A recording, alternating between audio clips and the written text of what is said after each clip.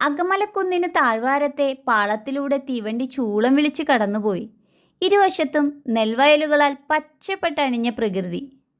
തീവണ്ടിയുടെ ചൂളം വിളിക്കൊപ്പം നെൽച്ചെടികൾ തലയാട്ടി നിന്നു. അങ്ങകലെ തലയുയർത്തി നിന്ന ആൽമരമുത്തശ്ശി ആ താളം ഏറ്റുപിടിച്ചു. പ്രകൃതി സൗന്ദര്യവും ഭക്തിയും നിറഞ്ഞു നിൽക്കുന്ന ഭൂമി ഉത്രാളിക്കാവ്. രുദ്രമഹാകാളിയാണ് പ്രതിഷ്ഠ. താരതമ്യേന ചെറിയ അമ്പലം എങ്കിലും ആ വഴി കടന്നു പോകുന്ന ഏതൊരാളെയും പിടിച്ചു നിർത്താനുള്ള വശ്യത ക്ഷേത്രത്തിനുണ്ട്. പ്രധാന റോഡിൽ നിന്നും ഇറങ്ങിയാണ് അമ്പലം സ്ഥിതി ചെയ്യുന്നത്. ക്ഷേത്രത്തിന് ഇരുവശവും നെൽപ്പാടങ്ങൾ, അവിടിവിടെയായി തണലേകി ഉയർന്നു നിൽക്കുന്ന ആൽമരങ്ങളുടെ കാവൽ. വലിയൊരു ആൽമരമുത്തശ്ശി ക്ഷേത്രത്തിലേക്ക് വരവേൽക്കും. 700 വർഷത്തോളം പഴക്കമുള്ള മരമാണിതെന്ന് പുരാവസ്തു വകുപ്പ് പറയുന്നു.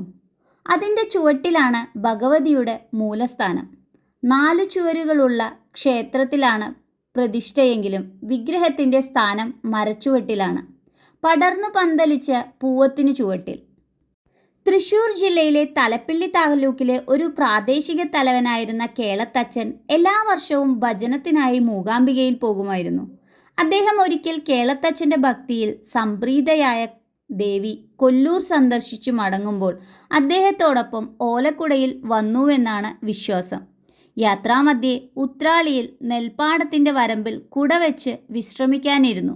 പിന്നീട് ഓലക്കുട എടുക്കാൻ നോക്കിയപ്പോൾ അത് മണ്ണിൽ ഉറച്ചതായി കണ്ടു.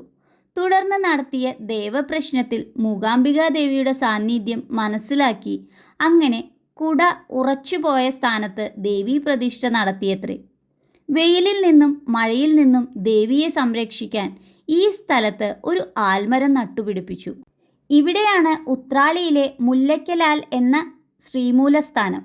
വളരെ കാലത്തിനു ശേഷം ആ സ്ഥലത്തിനരികെ ഒരു സ്ത്രീ പൂവം മരത്തിൻ്റെ ചുവട്ടിൽ കല്ലിൽ അരിവാൾ മൂർച്ച കൂട്ടുമ്പോൾ കല്ലിൽ നിന്ന് രക്തം വരുന്നതായി കണ്ടു. ദേവപ്രശ്നത്തിൽ ഈ ദേവി വനദുർഗയാണെന്നും മരത്തിന് ചുവട്ടിലിരിക്കാൻ ഇഷ്ടപ്പെടുന്നവളാണെന്നും കണ്ടെത്തി. അതിനാൽ പൂവം മരത്തെ സംരക്ഷിക്കുന്ന തുറന്ന മേൽക്കുരയുള്ള ക്ഷേത്രം അവിടെ നിർമ്മിച്ച് അതിൽ ഭഗവതിയെ പ്രതിഷ്ഠിച്ചു. പൂവം കാലക്രമേണ നശിച്ചതിനെ തുടർന്ന് വീണ്ടും നട്ടുപിടിപ്പിച്ച പൂവം മരത്തിന് ചുവട്ടിലാണ് ഇപ്പോൾ ഭഗവതിയുടെ പ്രതിഷ്ഠ. കേളത്ത് കുടുംബമാണ് ക്ഷേത്രത്തിലെ ഊരായ്മക്കാർ. കേളത്ത് പാർവതി വലിയമ്മയ്ക്കാണ് ഇപ്പോഴത്തെ ഊരായ്മാവകാശം. മധ്യ കേരളത്തിലെ വേലാഘോഷങ്ങൾ പ്രധാനപ്പെട്ട സ്ഥാനമാണ് ഉത്രാളിക്കാവിലെ പൂരത്തിനുള്ളത്. കുംഭമാസത്തിലാണ് ഉത്സവം.